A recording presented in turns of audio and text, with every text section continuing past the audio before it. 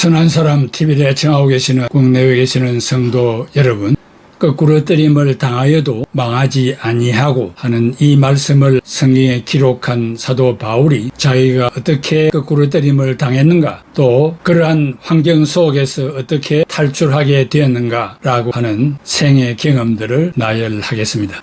고린도후서 4장 9절에 거꾸로 때림을 당하여도 망하지 아니하고, 이것은 박해가 극에 달한 결과 잡혀서 죽는 최후의 지경을 표현하는 말입니다. 바울은 사실 그대로 안디옥과 이고니온에서 돌에 맞아 거꾸로 때림을 당하였으나 죽지 않고 살았습니다. 사도행전 14장 19절에서 20절에 유대인들이 안디옥과 이고니온에서 와서 무리를 충동하니 그들이 돌로 바울을 쳐서 죽은 줄로 알고 시외로 끌어내치니라. 제자들이 둘러섰을 때에 바울이 일어나 그 성에 들어갔다가 이튿날 바나바와 함께 더베로 가서라고 기록했습니다. 당시 로마에서는 원행극장이나 노천 광장에서 금투사들이 싸우다가 한쪽이 끄끄러지면 이긴 편은 그의 목을 짓밟고 칼을 그의 목에 댄 채로 황제의 허락을 기다립니다. 그때 황제의 엄지손가락이 거꾸로 내려가면 목을 찔러 죽입니다. 이런 경우에 죽지 않는다면 이것은 분명히 기적이며 당황하지 않을 수 없습니다. 바로 이런 기적이 장구한 기독교 역사 속에서 수없이 거꾸러졌습니다.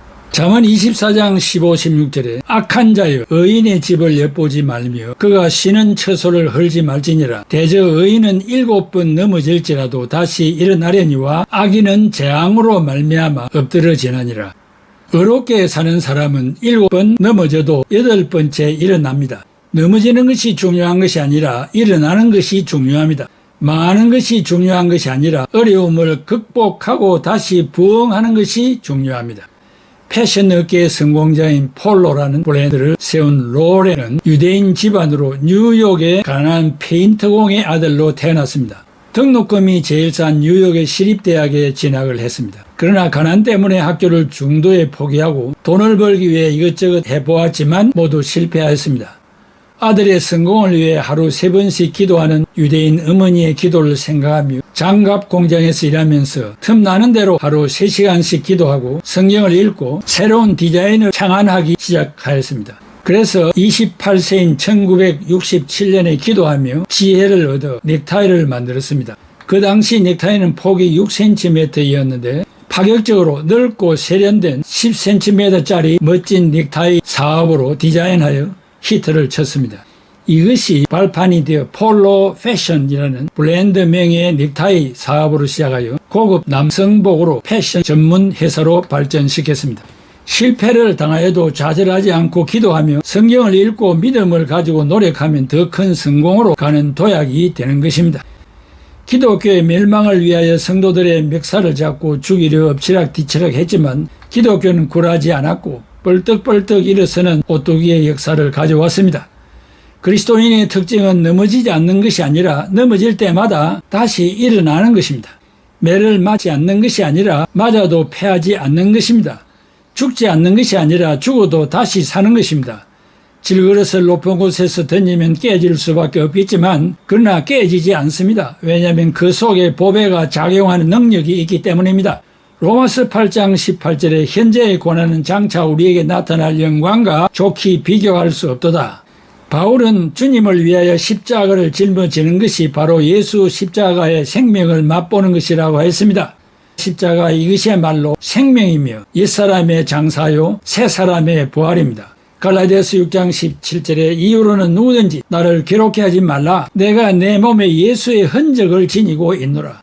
신자의 몸에 있는 예수님의 흔적, 이것은 생명의 흔적입니다. 질그릇에 보배를 담았다는 것도 기적입니다. 사방으로 우겨쌈을 당하고 답답한 일을 당하고 박해를 받고 끄그러뜨림을 당해도 낙심하지 맙시다. 왜냐하면 이것을 이길 능력이 나에게는 없고 보배이신 예수님에게 있기 때문입니다. 고린도후서 4장 14절에 주 예수를 다시 살리시니가 예수와 함께 우리도 다시 살리사 너희와 함께 그 앞에 서게 하실 줄을 아노라. 철학자 파스칼은 인간을 한 방울의 물, 한 점의 바람이 인간을 죽일 수 있다고 말했습니다. 그래서 유명한 말 인생은 갈대라고 했는지도 모르겠습니다. 사도 바울은 인간을 질그릇이라고 했습니다. 모두의 발언이 어쩔 수 없는 인간의 연약성을 말하는 것 같습니다.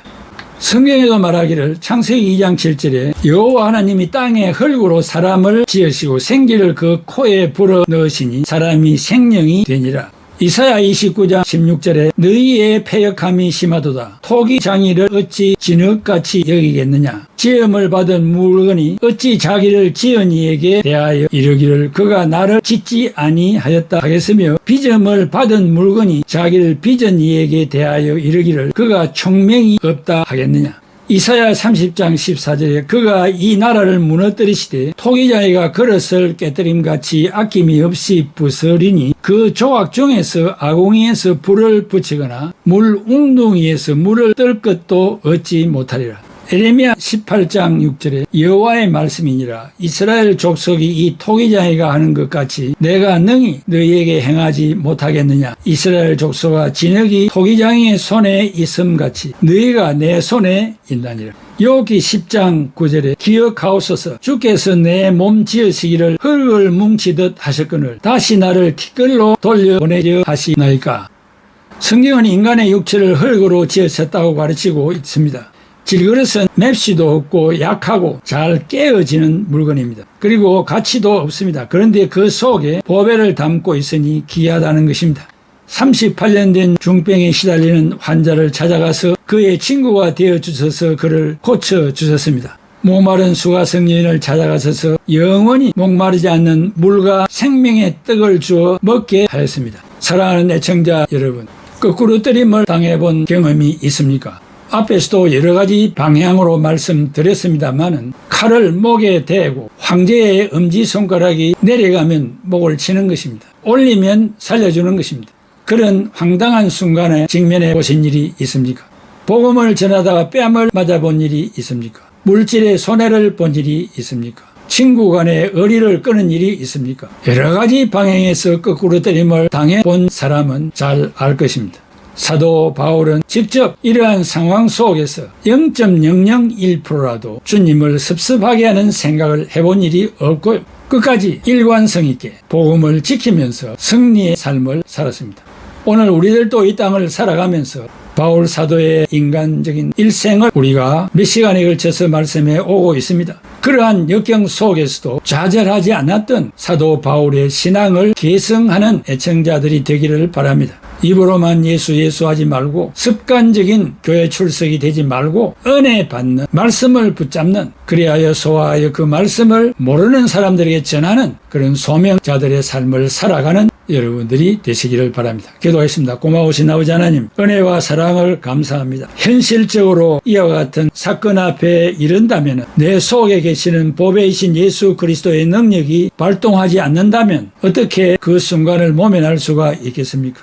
죄성을 가진 인간이기 때문에 지금 당하는 고초를 모면하기를 원하고 거짓과 술수를 버려서라도 이 순간을 빠져나가기를 원하는 것이 범죄한 인간의 심리가 아니겠습니까? 그러나 우리는 중생의 순간을 통하여 이 인간적인 모든 틀을 벗어버리고 새 사람이 되어 괴로우나 즐거우나 기쁘나 슬프나 주님의 영광을 위하여 살아가는 중생자가 되어 사오니 오늘도 내일도 여전히 주의 영광 위하여 살아가는 애청자들이 다 되게 하여 주시옵소서. 예수 그리스도의 이름으로 기도하옵나이다. 아멘.